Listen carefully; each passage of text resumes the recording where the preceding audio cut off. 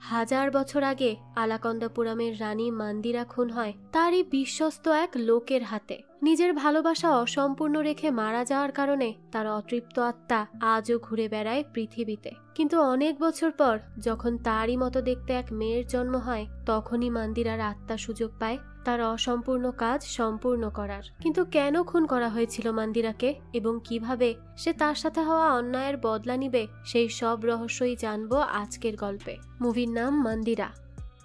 শুরুতেই আমাদেরকে আলাকন্দাপুরাম নামের একটি গ্রাম দেখানো হয়, যেখানে একটি লোক রাতের বেলা ঘন্টা বাজিয়ে সবাইকে সতর্ক করতে থাকে।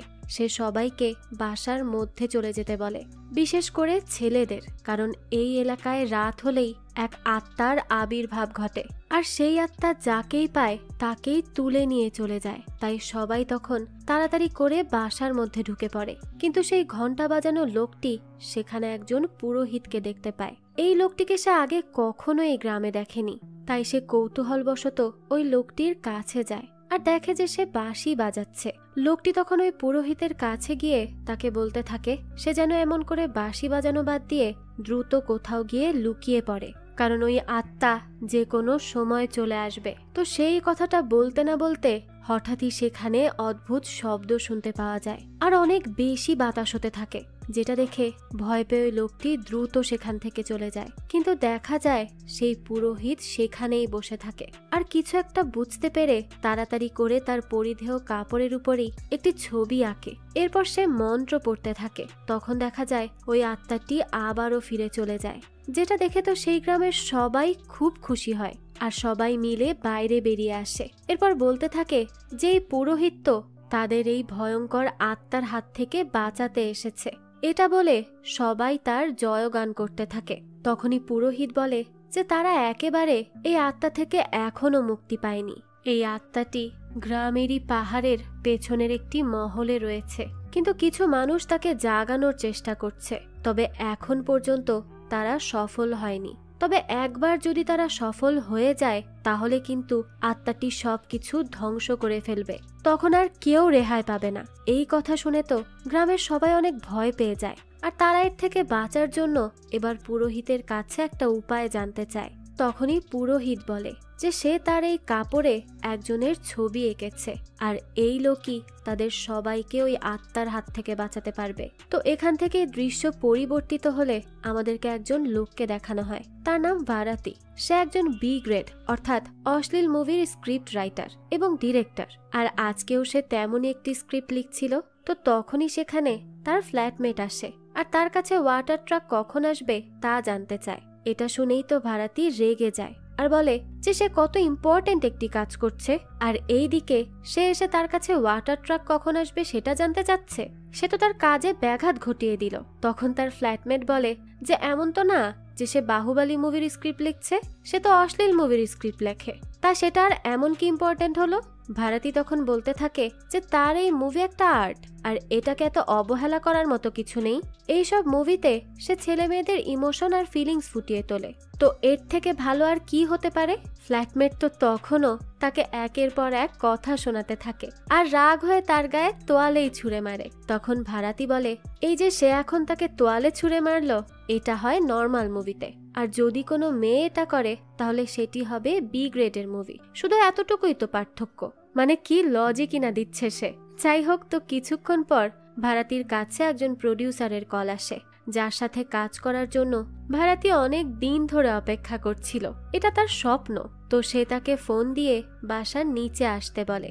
ভারাতিও তো খুব এক্সাইটেড হয়ে তার ফ্ল্যাটমেটকে নিয়ে বেরিয়ে পড়ে, কিন্তু তখনই দেখা যায় সেখানে তাদের বাড়িওয়ালা চলে আসে আর তাদেরকে সিঁড়ি পরিষ্কার করতে বলে, কারণ 3 মাস হয়ে গেছে তারা এখন পর্যন্ত 1 মাসেরও ভাড়া দেয়নি। অর্থাৎ বোঝাই যাচ্ছে যে ভারাতি তার মুভি দিয়ে কোনো লাভই করতে পারছে না। তো এখানে তারা কোনোভাবে ওই বাড়িওয়ালাকে কাটিয়ে প্রডিউসারের সাথে দেখা করতে চলে আসে। তো প্রডিউসার তাদেরকে মুভির সব খরচ স্পন্সর করবে এমন একজনের কাছে নিয়ে যায়, কিন্তু না ওই প্রডিউসার জানতো না সেখানে থাকা অন্য কেউ জানতো যে ভারাতি আসলে অশ্লীল মুভির ডিরেক্টর। এর জন্য যখন ভারাতি সেই স্পন্সর করা লোক এবং তার সম্পূর্ণ পরিবারের সামনে তার অশ্লীল মুভির স্ক্রিপ্ট পড়ে শোনায়, তখন তো তারা অনেক বেশি রেগে যায় এবং তাকে মেরে মেরে বাইরে বের করে দেয়। এরপরই তারা বাইরে এসে চা খাচ্ছিল, কিন্তু তখনই প্রডিউসার অনেক বেশি ব্যথায় ছিল, কারণ বেচারাকে তো সেই লোকেরা সেই মারা মেরেছে। কিন্তু ভারাত তখনও তার কনফিডেন্স হারায়নি। সে বলে সে অন্য কাউকে স্পন্সরশিপের জন্য খুঁজবে। এরপরই আমাদেরকে একটি মেয়েকে দেখানো হয়, তার নাম হলো সৌমিয়া। সে একটি স্বপ্ন দেখতে থাকে। সে দেখে তার আলমারির মধ্য থেকে কোনো এক অশুভ শক্তি বেরিয়ে এসেছে আর তাকে মেরে ফেলছে। এটা দেখেই তো তার ঘুম ভেঙে যায়। সে একভাবে কাঁপতে থাকে। সে প্রচন্ড ভয় পেয়ে গিয়েছিল। তখনই তার রুমমেট তার কাছে জানতে চায় যে সে কি আবারও সেই স্বপ্ন দেখেছে। এইবার সে কাকে মারা যেতে দেখেছে। সৌমিয়া বলে যে সে নিজেকেই মারা যেতে দেখেছে। তো বোঝাই যায় সে এই ধরনের স্বপ্ন প্রায়ই দেখত। তো এরপরই সৌমিয়া বিছানা থেকে উঠে পড়ে আর তার আলমারির দরজা খোলে। তার মধ্যে একটা ছবি ছিল। তখনই তার ফ্রেন্ড এসে তার কাছে জানতে চায় যে সে সবসময় দুঃস্বপ্ন দেখার পর কেন এই ছবিটির কাছে আসে, এর কারণ কি। সৌমিয়া বলে যে এই ছবিটি কোনো সাধারণ ছবি না, এটাকে তার পূর্বপুরুষরা সবাই মিলে পূজা করত, আর এই ছবির সাথে কোনো না কোনোভাবে সেও জড়িয়ে আছে। তো এখান থেকে এই দৃশ্য পরিবর্তিত হয় আর দেখানো হয় পুলিশরা একটি জায়গায় যায়। সেখানে গিয়েই তারা কিছু অদ্ভুত মানুষদের দেখে, যারা চোখ বন্ধ করে মূর্তির মতো বসেছিল, আর সেখানে তাদের সাথে একটি মহিলাও আছে। এটা দেখে তো তারা আরো বেশি অবাক হয় আর সবগুলোকে ডাকতে থাকে এবং তাদের সাথে থানায় যেতে বলে। তখনই চশমা পরা একটি লোক সেখানে আসে, যে তার নাম গোবিন্দালু জানায়, এবং সে তাদেরকে জিজ্ঞেস করে যে তারা তার পারমিশন ছাড়া এখানে কেন এসেছে। এই কথাটা শুনেই তো পুলিশ তাকে এক কোষে চড় মারে, সাথে সাথে তার চশমাটা খুলে যায়। তখনই তারা দেখে গোবিন্দালু তো খুবই ভয়ঙ্কর দেখতে, আর তখনই সেখানে থাকা সবাই জেগে ওঠে, কিন্তু সেই মহিলাটি ওঠে না। তখনই সিনিয়র পুলিশ অফিসারটি প্রচন্ড ভয় পেয়ে যায়, তাই সে তার জুনিয়রকে ওই মহিলাটিকে সাথে নিয়ে থানায় আসতে বলে আর সেখান থেকে চলে যায়। তখনই গোবিন্দালু সেই জুনিয়র অফিসারকে বলে যে সে যদি এই মহিলাকে ডেটে নিয়ে যাওয়ার কথা বলে তাহলেই সে যাবে। এটা বলে সে মেয়েটির আত্মাটি সেই অফিসারের হাতে থাকা একটি জারের মধ্যে দিয়ে দেয় এবং তাকে থানায় নিয়ে যেতে বলে। অফিসার তখন অনেক বেশি ভয় পেয়ে যায়। এরপরই দেখানো হয় ভারাতিকে। তার কাছে আবারও সেই প্রডিউসার আসে আর বলে যে তাদের মুভির জন্য তার কাছে একজন প্রডিউসার আছে, কিন্তু তার একটি শর্ত হলো যে সে এই মুভির হিরো হবে, আর একটা শর্ত হচ্ছে সেই প্রডিউসার তার কাছে টাকা পায়। এর জন্যই সেখানে তাদেরকে একাই যেতে হবে। ভারাতিও এবার তার কথা মেনে নেয়। এরপরই প্রডিউসার তাকে একটি ক্লিনিকের অ্যাড্রেস দেয়। এই ক্লিনিকটি ছিল ছেলেদের গোপন রোগ নিরাময় নিয়ে, আর সেখানে রিসেপশনিস্ট ছিল ভারাতির গার্লফ্রেন্ড, আর তার গার্লফ্রেন্ড হলো সৌমিয়া। তো সৌমিয়া যখন দেখে ভারাতি এখানে এসেছে তখন তো সে লুকিয়ে পড়ে তার এখানে আসার কারণ জানার জন্য। ভারাতি তখন সেখানে এসে বলে যে সে এখানে একজনের সাথে দেখা করতে এসেছে। এরপরই সে ফর্ম ফিল আপ করে আর লবিতে গিয়ে বসে। তখনই তার গার্লফ্রেন্ড মনে করে যে ভারাতিরও হয়তো কোনো গোপন রোগ আছে, এই জন্যই সে এখানে এসেছে। তো ভারাতি বসে থাকলে হঠাৎই তার পাশে অ্যাক্টর পুষ্পাকে দেখতে পায়। এই অ্যাক্টরকেই তো সে তার মুভির জন্য খুঁজছিল।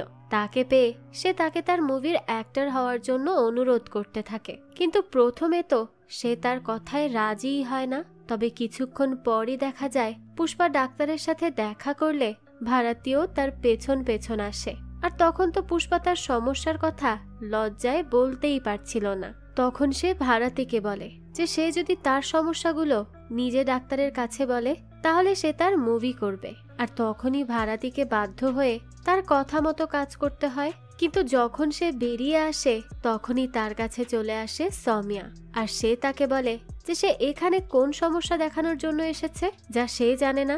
ভারাতি তাকে বলে যে সে তো আসলে মুভির প্রডিউসারের সাথে কথা বলতে এসেছে। তখন সৌমিয়া তাকে বলে যে এটা কোনো জায়গা হলো কাজ ডিসকাস করার, আর এই ডাক্তার তো ফেক, তাই তার যত তাড়াতাড়ি সম্ভব এখান থেকে চলে যাওয়া উচিত। ভারাতিও তখন তার কথা শুনে বেরিয়ে আসে, আর এরপর সে পুষ্পার সাথে দেখা করে। পুষ্পা তাকে বলে যে সে প্রডিউসারও হবে। ভারাতি তখন তার কাছে অ্যাডভান্স কিছু টাকা চায়, কিন্তু পুষ্পা তাদেরকে মাত্র 2000 টাকা দেয় আর নয়নতারার মতো ফেমাস আর্টিস্টকে হিরোইন হিসেবে আনতে বলে। ভারাতি তখন তাকে বলে সমস্যা নেই, সে তার জন্য আরো বেটার অ্যাক্ট্রেস খুঁজে এনে দিবে। এরপরই তারা অডিশনের ব্যবস্থা করে। খুবই স্টাইল দিয়ে তারা অডিশন নেওয়া শুরু করে দেয়। আর সেখানে অনেকেই এসেছিল, কিন্তু কেউই এই রোলের জন্য পারফেক্ট ছিল না। কারো কোনো এক্সপ্রেশন নেই, আর কেউ কেউ তো ঠিক করে কিছু বলতেও পারছিল না। এসব দেখে তারা দুজন বেশ হতাশ হয়ে যায়। তারা তো হিরোইন খুঁজে পাওয়ার হালই ছেড়ে দিচ্ছিল। তো ঠিক তখনই শেষ মুহূর্তে সেখানে একটি সুন্দর মেয়ে আসে, আর সে এসেই একটু অশ্লীল মুভ করলে তারা দুজন সাথে সাথে তাকে সিলেক্ট করে নেয়। এরপরই দেখানো হয় সৌমিয়াকে। সে পুরোহিত গোবিন্দালুর কাছে যায় আর তাকে তার সমস্যার কথা জানায়। সে জানায় সে প্রায়ই অদ্ভুত অদ্ভুত সব স্বপ্ন দেখে। তখনই গোবিন্দালু সৌমিয়ার স্বপ্নের মধ্যে কি দেখে সেটা জানতে চায়। সৌমিয়া তখন তাকে তার বাসায় থাকা সেই ছবিটি দেয়। গোবিন্দালু ছবিটির উপর হাত রাখে আর বলতে থাকে যে এটা তো কোনো দেশি সমস্যা না, এটা বিদেশি সমস্যা। সৌমিয়া তো এটা শুনে অবাক হয়ে যায় আর জিজ্ঞেস করে সে কি জানতে পারলো। এটা যেন সে সৌমিয়াকেও জানায়। তো তখন গোবিন্দালু বলে যে তার যেই সমস্যা আছে তাকে তার বংশের কেউ জারে ভরতে পারেনি, কিন্তু সে এটা করে দেখাবে। এসব শুনে সৌমিয়া বলতে থাকে সে সব কি পাগলের মতো উল্টোপাল্টা কথা বলছে, সে তো কিছুই বুঝতে পারছে না। তাই সে এখান থেকে উঠেই চলে যায়। তো এরপরই দেখানো হয় ভারাতীকে। সে তার বাসাতেই তার ফিল্মের অ্যাক্টিং শুরু করে, আর সেখানে সেই অ্যাক্ট্রেস মেয়েটিও আসে। ভারাতী তখন তাকে সবকিছু বুঝিয়ে দিতে থাকে যে কিভাবে তাকে কি করতে হবে। অন্যদিকে তখন সৌমিয়াকে দেখানো হয়। সে ভারাতীর বি গ্রেড ফিল্মের ডিরেক্টর হওয়ার বিষয়টা তখনও জানতো না। সে তো জানতো যে ভারাতী একজন নতুন ডিরেক্টর, আর সে তার মুভি হিট করানোর জন্য আপ্রাণ চেষ্টা করে যাচ্ছে। আর আজ সে তার বাসায় শুট করছে। তো এসব ভেবেই সে তার বন্ধুকে নিয়ে ভারাতীর বাসা খুঁজতে থাকে। তখনই একজনের কাছে জিজ্ঞাসা করলে সে ভারাতীর বাসা তাকে দেখিয়ে দেয়। এরপর বলে যে আগের বার তো 5 জন এসেছিল, এখন মাত্র 2 জন। সৌমিয়া এগুলো শুনে একটু অবাকই হয়। সে বুঝতে পারে না এই লোক কি বলছে, কিন্তু যেভাবে সেভাবে সে বাসাটি পেয়ে যায়। এদিকে ভারাতী তখন পুষ্পাকে বেডে লক আপ দিয়ে বেঁধে রেখে অশ্লীল সিন করছিল, আর তখনই সেখানে সৌমিয়া চলে আসে। এটা দেখেই তো ভারাতী ভয় পেয়ে যায় আর দ্রুত দরজা বন্ধ করে দেয়। সৌমিয়া তো তখন দরজায় বারবার ধাক্কাতে থাকে। ভারাতীর মাথায় তখন একটা বুদ্ধি আসে যে সে এবার এই সিনটাই পাল্টে দেবে। তো এটা বলে সে একটু পরেই দরজা খোলে, আর তখনই দেখানো হয় যে তারা সেই সিনটাকে পুলিশ চোরের সিন বানিয়ে দিয়েছে। কিন্তু সৌমিয়া তো ঠিকই বুঝতে পেরে যায় যে ভারাতী তার কাছ থেকে নিশ্চয়ই কিছু লুকাচ্ছে, আর এর জন্যই সে ভারাতীকে বলে যে সে তো তার কাছ থেকে কিছু একটা লুকাচ্ছে, আর এটা সে যেদিন জানতে পারবে সেই দিন তার খবর আছে। এটা বলেই সে রাগ করে সেখান থেকে চলে যায়। ভারাতী তাকে আটকানোর অনেক চেষ্টা করে, কিন্তু পারে না। এরপরই সে ঠিক করে যে তারা শুটিং এর লোকেশন চেঞ্জ করবে। পরবর্তীতে রাতের বেলা তারা একটি বারে যায় যেখানে নর্তকী মেয়েরা তাদেরকে ডান্স করে দেখায়। তারা সেখানে তো অনেক ড্রিঙ্কস করে আর বেশ এনজয়ও করে। এরপরই সেখান থেকে বাসায় আসার সময় দুজন মিলে হাঁটছিল। তখনই ভারাতীর ফ্ল্যাটমেট মাতাল অবস্থায় একটি জায়গায় চলে যায়, আর সেখানে গিয়েই সে দেখে কিছু মানুষ মূর্তির মতো করে বসে আছে। এটা দেখে সে অবাক হয়ে যায়। আর তখন আমরাও জানতে পারি যে যেই লোকগুলোর কথা গল্পের শুরুতে সেই পুরোহিত বলেছিল তারা হলো গোবিন্দালু এবং তার লোকেরা। তারা আলাকন্দাপুরম গ্রামের সেই আত্মাটিকে জাগানোর চেষ্টা করছিল। তো তখন ভারাতীর ফ্ল্যাটমেট এসে কিছুই বুঝতে না পেরে সেই ছবিটির কাছে থাকা প্রদীপ দিয়ে তার সিগারেট জ্বালায়, আর সেই সময় সে ভুলে সৌমিয়ার দেওয়া ওই ছবিটি ভেঙে ফেলে। অর্থাৎ সৌমিয়ার জীবনও এই আত্মাটির সাথে কোনো না কোনো ভাবে জড়িত। তো ছবিটি ভেঙে ফেললে সেখানে থাকা সবাই জেগে যায়, আর তখনই গোবিন্দালুকে দেখানো হয় তার সামনে সেই আত্মাটি উঠে আসে। লোকগুলো তখন উঠে গিয়ে ভারাতীর ফ্ল্যাটমেটকে মারার চেষ্টা করতে থাকে। এইদিকে তো ভারাতীও মাতাল ছিল, আর সে তখন তার বন্ধুকে খুঁজতে খুঁজতে সেখানে এসে উপস্থিত হয়। কিন্তু সেখানে আসলে তার গলায়ও সেই লোকগুলো ছুরি ধরে। তারা দুইজন তো অনেক বেশি ভয় পেয়ে যায়। তারা না জানি কিসের মধ্যে এসে পড়ল।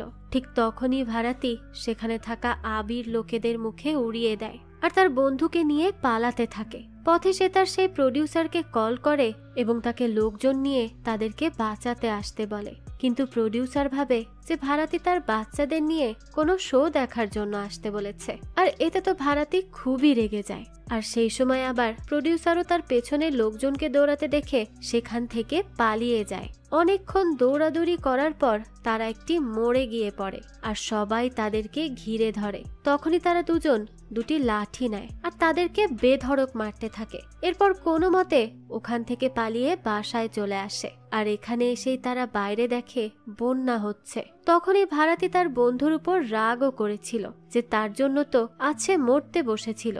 তার বন্ধু তখন তাকে শান্ত হতে বলে আর তাকে তার আনা মদের বোতল দিয়ে বলে যে তারা এখন পার্টি করবে। তো তাদের দুইজনেরই বেশ ভয় লাগছিল, কিন্তু কোনোভাবে যা হয়েছে মাথা থেকে ঝেড়ে ড্রিঙ্ক করা শুরু করে তারা।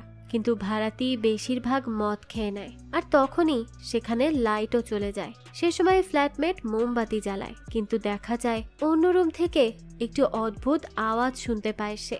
এটা সে একদম মাতাল হয়ে যাওয়া ভারাতিকেও শোনায়। ভারাতি তখন উঠে দাঁড়িয়ে সেই রুমের দিকে তার জুতো ছুঁড়ে মারে, কিন্তু তার পর মুহূর্তেই দেখা যায় জুতোটি ফিরে এসে তার ফ্ল্যাটমেটের গায়ে লাগে। এরপর ভারাতি আর একটা জুতো মারলে সেটিও ফিরে এসে তার ফ্ল্যাটমেটেরই গায়ে লেগে যায়।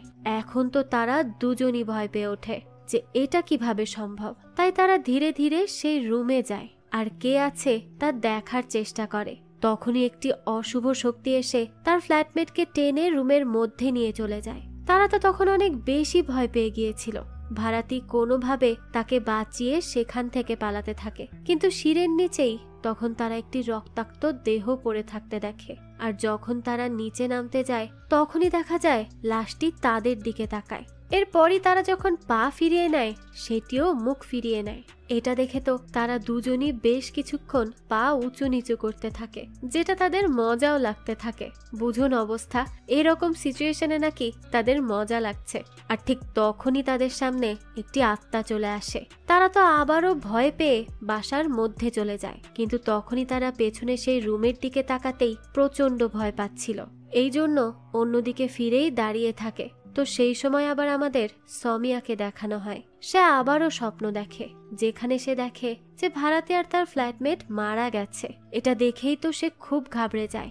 এর জন্য সে দ্রুত তার স্কুটার নিয়ে তখনই তাদের কাছে চলে আসে। আর এখানে এসে সে তাদেরকে ঘুমিয়ে থাকতে দেখে, কিন্তু তখনই তারা চোখ খুলে সমিয়াকে দেখে খুবই ভয় পেয়ে যায়। তখনই সমিয়া তাদের শান্ত করে। এরপর তারা সমিয়াকে তাদের রুমের ভূতের কথা জানায় এবং জুতো ছুঁড়ে মেরে আবারও তাকে আগের ঘটনার ডেমো দেখায়। সমিয়া তখন বলে যে এগুলো কিছুই না। এটা বলে সে সেই রুমের মধ্যে গেলে দরজা বন্ধ হয়ে যায়। সমিয়া তখন সেখানে গিয়ে গোবিন্দালুকে দেখতে পায়, আর ঠিক তখনই তার কাছে সেই অশুভ শক্তিটি চলে আসে, অর্থাৎ সেই আত্মাটি। আর সেটি সাথে সাথে তার মধ্যে প্রবেশ করে। বাইরে দাঁড়িয়ে ভারাতিরা দুইজন ভিতরে কি হচ্ছে তা ভেবেই ভয় পেতে থাকে। তো এরপরই সমিয়া বেরিয়ে আসে, কিন্তু দেখা যায় তার চোখ কালো হয়ে গেছে। এটা দেখে ভারাতি বলতে থাকে যে তার চোখ দেখেই তো তাকে ভালো লেগেছিল, এখন সে তার চোখের এই অবস্থা কেন করলো। সমিয়া তখন একটা কথাই বলতে থাকে যে সে আলাকন্দাপুরম গ্রামে যাবে।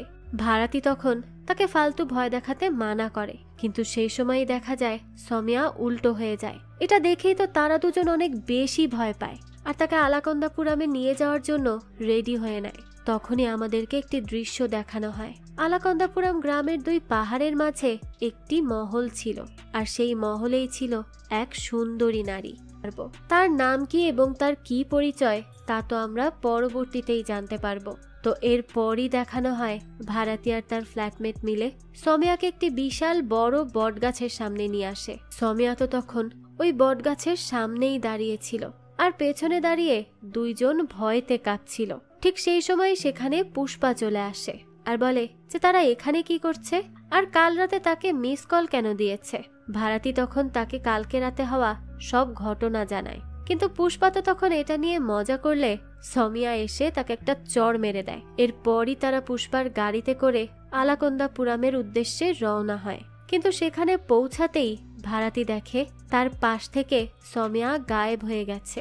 এটা দেখে তো সে ঘাবড়ে যায় আর তারা তাকে খোঁজার জন্য গ্রামের মধ্যে চলে যায়। আর সেখানে থাকা জঙ্গলের মধ্য দিয়ে গিয়ে তারা সমিয়াকে খুঁজতে থাকে। তখন সেই গ্রামের একটি বোবা লোক তাদের দেখে এবং তাদেরকে সামনে যেতে মানা করতে থাকে, কিন্তু তারা তো তার কথায় পাত্তাই দেয় না আর নিজেদের মতো এগিয়ে যেতে শুরু করে। তখন ওই বোবা লোকটি গ্রামের সবাইকে যেয়ে এই কথা জানায়, কিন্তু তারা কেউই তো তার কথা বুঝতে পারছিল না।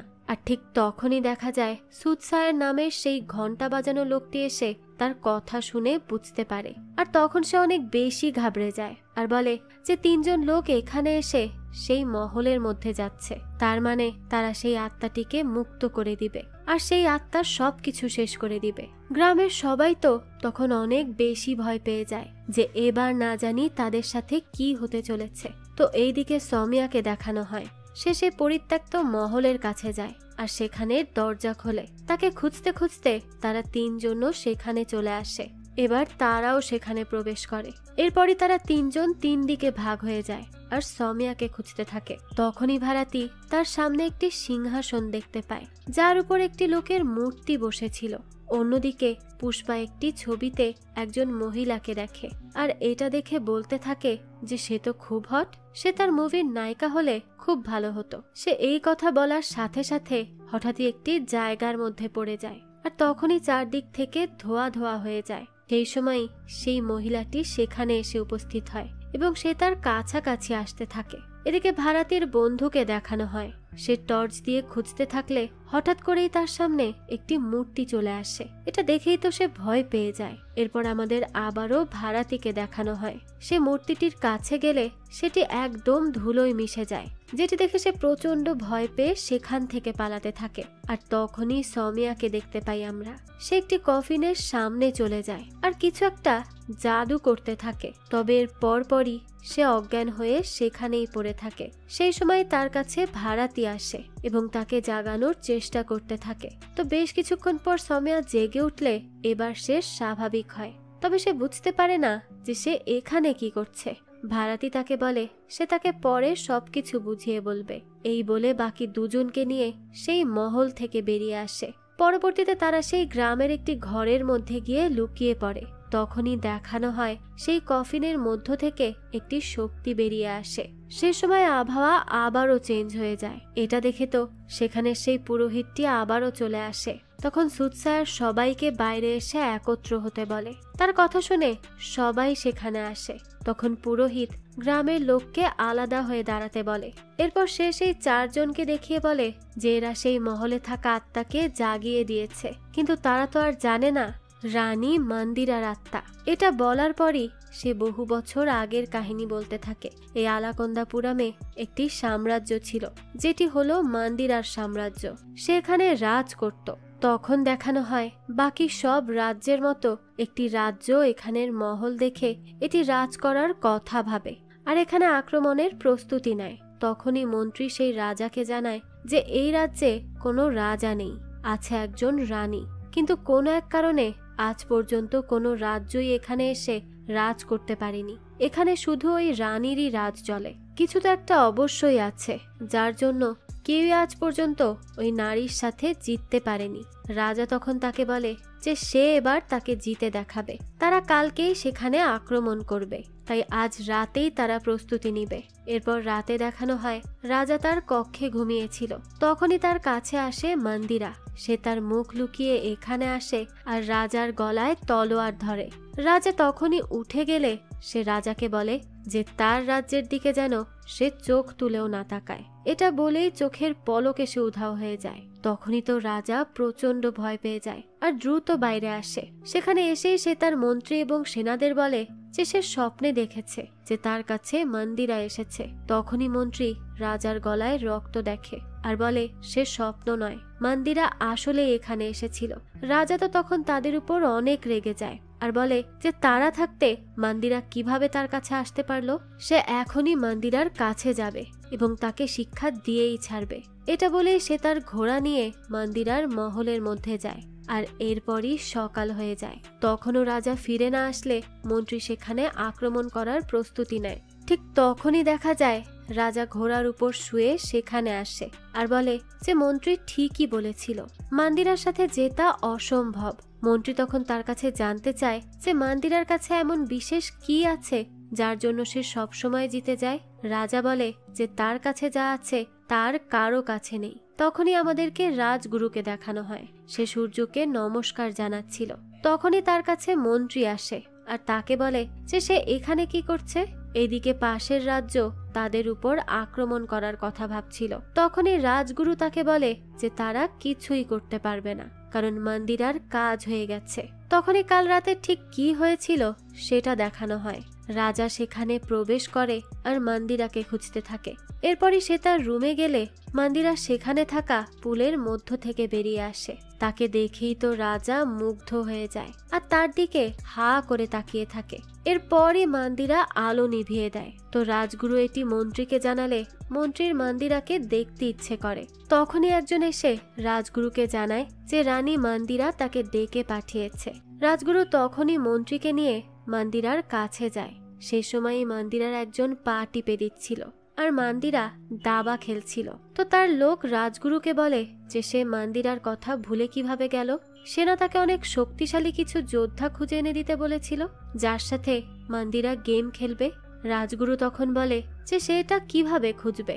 তখনই মন্দিরা তাকে রেগে গিয়ে ইশারা করে এবং তার হাতে দাবার একটি সেনা ছুঁড়ে মারে। তখনই তার লোক রাজগুরুকে বলে যে মন্দিরার এটা করার মানে হলো যে তাকে যোদ্ধা খুঁজে আনতেই হবে।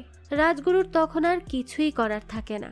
এবার সে গ্রামের সবাইকে জানিয়ে কিছু শক্তিশালী যোদ্ধাদের মন্দিরার কাছে নিয়ে আসে। এরপরই মন্দিরা সেখান থেকে সবচেয়ে শক্তিশালী যোদ্ধাকে বেছে নেয়। পরবর্তীতে রাতের বেলা সারা মহলে আওয়াজ হতে থাকে। আর যেহেতু রাজগুরু মন্দিরাকে পছন্দ করত, তাই মন্ত্রী তাকে এসে বলে যে মন্দিরা আজ সেই যোদ্ধার দিন ভালো করে দিচ্ছে। এটা শুনেই তো রাজগুরু বলতে থাকে যে সে দিন ভালো করছে নাকি খারাপ তা তো সে তাকে দেখাবে। এটা বলেই সে তাকে নিয়ে সোজা মন্দিরার রুমে চলে যায়। আর তখনই দেখানো হয় মন্দিরা সেই যোদ্ধাকে পরাজিত করে বেঁধে চাবুক দিয়ে মারছে আর সেটির শব্দই হচ্ছিল পুরো মহলে। এটা দেখেই তো মন্ত্রী অবাক হয়ে যায়। এরপরই তারা তাদের কক্ষে চলে আসে। তখন মন্ত্রী রাজগুরুর কাছে জানতে চায় যে মন্দিরা এত ভয়ঙ্কর কেন, সে পুরুষদের কেন সহ্য করতে পারে না। তখন রাজগুরু তাকে বলে যে এর জন্য তাদেরকে আরো পেছনে যেতে হবে। মন্দিরার বাবা সে এই রাজ্যের রাজা ছিল, কিন্তু সে নামেরই রাজা ছিল। সে তো সারাক্ষণ মেয়েদের নিয়ে থাকতো। কোনো মেয়ে একবার তার নজরে আসলে তার খপ্পর থেকে বাঁচতে পারত না। মন্দিরা এর জন্য তার বাবাকে অনেক ঘৃণা করত, কিন্তু তার ঘৃণা চরম রূপ নেয় যখন তার বাবা অর্থাৎ রাজা তার দাইমার সাথেও খারাপ কাজ করে। যেই দাইমা তাকে মানুষ করেছে তাকে এভাবে দেখে সে আর সহ্য করতে পারেনি। তাই সব সময় সে তার বাবার থেকে প্রতিশোধ নেওয়ার সুযোগ খুঁজত। এরপরই দেখতে দেখতে অনেক বছর হয়ে যায়। রাজারও বয়স হয়ে যায় অনেক। সে তখন প্রায় সময়ে অসুস্থ থাকত। তারপরও তার অভ্যাস যায় না। সে তখনও মেয়ে খুঁজে বেড়াতো। কিন্তু তার এই অসুস্থতার সুযোগেই মন্দিরা গ্রামের সব পুরুষের উপর বদলা নিত, কারণ সে মনে করত যে সমস্ত পুরুষই একরকম। সে গ্রামের সব পুরুষকে তার লোকেদের দিয়ে মার খাওয়াতো। তো এরপরই একদিন দেখানো হয় মন্দিরা একটি লোককে তার পোর্ট্রেট আঁকার জন্য ডাকে। সে তো খুব ভয়ে ভয়ে তার ছবি আঁকতে থাকে। তবে দেখা যায় ছবিটা খুবই সুন্দর হয়। তো তার আঁকা শেষ হলে মন্দিরা বলে যে এখন সে তার ছবি আঁকবে, কিন্তু দেখা যায় যে ছবিটি লোকটির সাথে মিলছে না। তখনই মন্দিরা তার লোকেদের বলে যে কেউ যেন তার আঁকা ছবিকে খারাপ না বলতে পারে, এর জন্য তারা যেন এই লোকটিকে এই ছবির মতোই বানিয়ে দেয়। তো এভাবেই সে অত্যাচার করত। আর এই খবর রাজগুরুর বাবা রাজাকে যেয়ে জানায়। সে তাকে তার মেয়েকে থামাতে বলে, না হলে তো সে পুরো গ্রামকে ধ্বংস করে দিবে। এর জন্যই রাজা মন্দিরাকে ডেকে পাঠায়। তো মন্দিরা সেখানে গেলে রাজা তার সামনে আয়না ধরে এবং বলে যে সে এই আয়নায় কি দেখতে পাচ্ছে। মন্দিরা বলে যে সে ভবিষ্যতের রানীকে দেখতে পাচ্ছে। রাজা তো এই কথা শুনে একভাবে হাসতে থাকে আর বলে যে দুঃখের বিষয় এটাই যে সে একজন নারী। এটা বলে সে কটাক্ষ করে আরো হাসতে থাকে। তখনই তার সামনে খাবার নিয়ে আসা হয় আর এই খাবারের ঢাকনা খুলেই সে দেখতে পায় সেখানে তো রাজগুরুর বাবার কাটা মাথা রাখা। এটা দেখেই তো রাজা অনেক বেশি রেগে যায় আর সবাইকে মন্দিরার উপর হামলা করতে বলে। কিন্তু মন্দিরাকে তো পরাজিত করা এত সহজ না, আর এটার প্রমাণ মন্দিরাও দিয়ে দেয়। সে মুহূর্তের মধ্যে সবগুলো সৈন্যকে মেরে ফেলে, আর সবশেষে সে তার বাবা অর্থাৎ রাজাকেই মেরে ফেলে। আর এভাবেই পুরো সাম্রাজ্য হয় তার। মন্দিরা এর পর থেকে সেখানে রাজ করা শুরু করে দেয়। মন্ত্রী তখন এটা জেনে বলে যে মন্দিরা তো তাহলে খুবই খারাপ, সে রাজ্যের জন্য নিজের বাবাকে মেরে ফেললো। তখন রাজগুরু বলে যে মন্দিরা তো তার বাবাকেও মেরে ফেলেছে এবং তার মাথা দরজার সামনে লাগিয়ে রেখে তার নিচে লিখে রেখেছে যে এভাবেই সবাই তার উন্নতি হতে দেখুক। এটা বলার পরই রাজগুরু বলে যে সে তো মন্দিরাকে পছন্দ করার অ্যাক্টিং করে, কিন্তু আসলে তো সে তার বাবার খুনের বদলা নেওয়ার জন্যই এখানে আছে, আর এটা সে নিয়েই ছাড়বে। এরপরই দেখানো হয় পরদিন সভায় সেখানে মন্ত্রী আর রাজগুরু মিলে কারো আসার অপেক্ষা করছিল, আর মন্দিরা সিংহাসনে বসে গান শুনছিল। তো এরপরই সেখানে একটি লোক আসে এবং বলে যে সে অন্য দেশ থেকে এসেছে রানীকে বিনোদন দিতে। এটা শুনে মন্দিরা বলে যে সে মিথ্যা বলছে, আর তখনই লোকটি তার দিকে হাতিয়ার ছুঁড়ে মারলে মন্দিরা সেটি ধরে ফেলে, আর এরপর সে সেই লোকটিকে মেরে ফেলে। তখন তো মন্ত্রী আর রাজগুরু প্রচন্ড ভয় পেয়ে যায় যে এটা যে তারা করেছে তা না আবার মন্দিরা বুঝতে পেরে যায়, তাহলে তো তাদের অবস্থাই খারাপ হয়ে যাবে। কিন্তু মন্দিরা এটা বুঝতে পারে না যে এটা তাদেরই চাল ছিল। এরপরই দেখানো হয় সেই গ্রামে একজন গল্প কথক আসে, আর সে সবাইকে ডেকে ডেকে রানীর গল্প শোনাতো। এই খবর মন্দিরার কাছেও যায়। সে তখন তার সেনাদেরকে এই গল্প কথককে খুঁজে বের করতে বলে। তারা গ্রামের থেকে যারা সেই গল্প শুনতে গিয়েছিল তাদেরকে ধরতে পারলেও সেই কথককে ধরতে পারে না। কিন্তু মন্দিরা তখন সেই সব লোকেদেরকেই মেরে ফেলে যারা গল্প শুনতে গিয়েছিল, আর এরপর থেকে সে নিজে ছদ্মবেশে বের হয়ে কথককে খুঁজতে থাকে। তো এরপর একদিন সে তাকে পেয়েও যায়, আর বাইরে দাঁড়িয়ে সে তার গল্প শুনতে থাকে। আর এই গল্প কথক অবিকল ভাড়াতির মতো দেখতে, আর সে ভাড়াতিরই বংশের। তো সে এখানে সবাইকে মন্দিরাকে নিয়ে অশ্লীল গল্প বলতে থাকে, যার থেকে বোঝা যায় অশ্লীল গল্প বানানো তো ভাড়াতির রক্তেই আছে। যাই হোক, তো তার এই গল্প শুনে মন্দিরার তাকে ভালো লেগে যায়, আর সে তাকে তার কক্ষে নিয়ে যায়। আর সেখানে গিয়ে সে তার কাছে যেতেই নিবে, তখনই একজন তার গলায় ধনুক মারলে সে ঘায়েল হয়ে যায়। ঠিক সেই সময়ই মন্দিরা বুঝতে পারে যে এটা রাজগুরুর কাজ। রাজগুরু তার মাইন্ড ডাইভার্ট করে তার উপর হামলা করেছে, কিন্তু সে তখন সেই কথককেও মেরে ফেলে। এরপরই সে মন্দিরাকে জীবন্ত কফিনে পুরে নিজে সিংহাসন দখল করে। তো বর্তমানে এই সব ঘটনা শুনে তো ভাড়াতি অনেক বেশি ভয় পেয়ে যায়, আর ওখান থেকে চলে যেতে চায়। তখনই গ্রামের সবাই তাকে ছুরি দিয়ে ঘিরে ধরে। সেই পুরোহিত তখন তাকে বলে যে তার এত ভয় পাওয়ার কারণ নেই, সেই পারবে এই গ্রামকে মন্দিরার খপ্পর থেকে বাঁচাতে।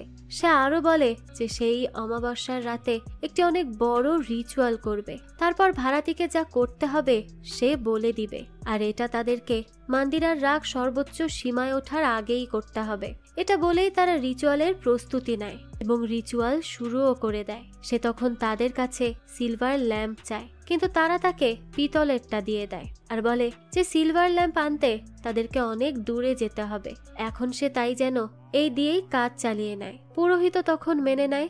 এরপর সে তাদের কাছে নারকেল চাইলে তারা অর্ধেক নারকেল দেয় আর বলে যে বাকি অর্ধেক দিয়ে তারা আচার বানিয়ে ফেলেছে। পুরোহিত তো তখন তাদের উপর চিল্লাতে থাকে যে তাদের মধ্যে তো কোনো সিরিয়াসনেসই নেই। এর জন্য ভাড়াতিও রেগে যায়। পুরোহিত তখন তাদের বলে যে তারা যেন একটু সিরিয়াস হয়, কারণ এটা তাদের এবং ভাড়াতির জন্ম মৃত্যুর বিষয়। আর এখন সে যেই ইনগ্রিডিয়েন্টের কথা বলবে সেটি তার লাগবেই লাগবে। সে বলে তার একজন কুমারী মেয়ের রক্ত লাগবে।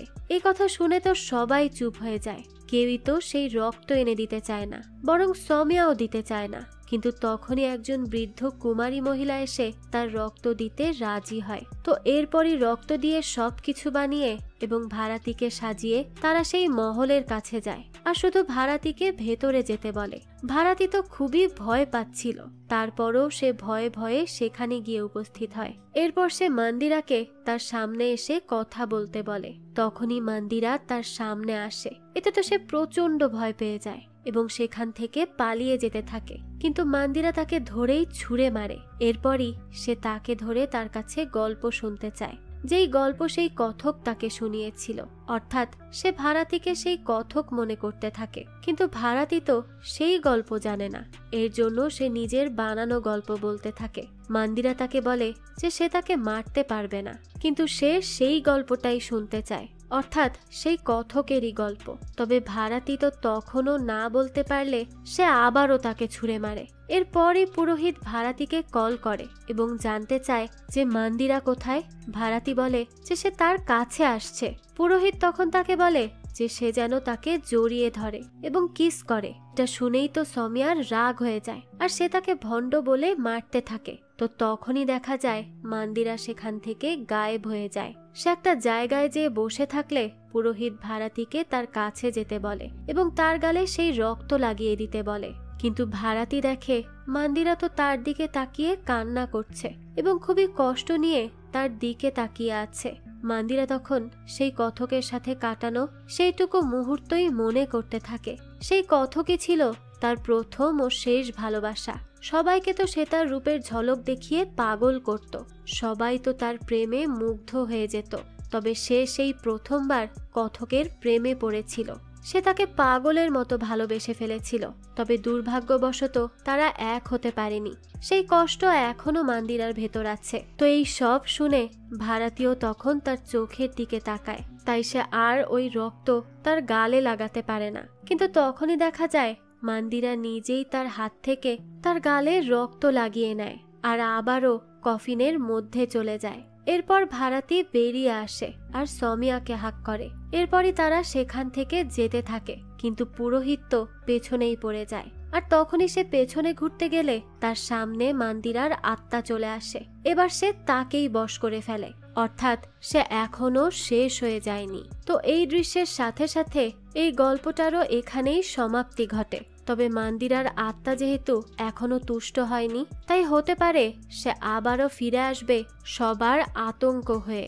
আর এরপর সে কি তাণ্ডব চালাবে তা তো আমরা এর পরবর্তী সিজন আসলে তখনই জানতে পারবো। তবে এর পরবর্তী সিজন আদৌ আসবে কিনা তা এখনো বলা যাচ্ছে না। তবে যদি কখনো আসে তা আমি অবশ্যই আপনাদের জন্য এক্সপ্লেইন করার চেষ্টা করব। এই তো ছিল আজকের গল্প। তো মন্দিরার এই গল্পটি আপনাদের কাছে কেমন লেগেছে সেটা অবশ্যই আমাদেরকে কমেন্ট করে জানাবেন। যদি এতটুকুও ভালো লেগে থাকে তাহলে একটি লাইক দিয়ে যাবেন। আর হ্যাঁ, আমাদের এই চ্যানেলে কিন্তু প্রতিনিয়তই নতুন নতুন ভিডিও আপলোড করা হয়। সেই সব ভিডিওর আপডেট পেতে আমাদের চ্যানেলটিকে সাবস্ক্রাইব করে বেল আইকনে অল দিয়ে রাখতে কিন্তু ভুলবেন না। আর একটা কথা, আপনার আমার মতো মুভি লাভারদের জন্য আমরা নিয়ে এসেছি সুলভ মূল্যে নেটফ্লিক্সের সাবস্ক্রিপশন, যেটি পেয়ে যাবেন আমাদের ফেসবুক পেজ এইচবি শপে। পেজের লিংক ডেসক্রিপশন বক্সেই দেয়া আছে। আজকে তাহলে এই পর্যন্তই। আবারও হাজির হব নতুন কোনো ভিডিও নিয়ে। সেই পর্যন্ত সবাই ভালো থাকবেন আর আমাদের চ্যানেলের সাথেই থাকবেন। ধন্যবাদ।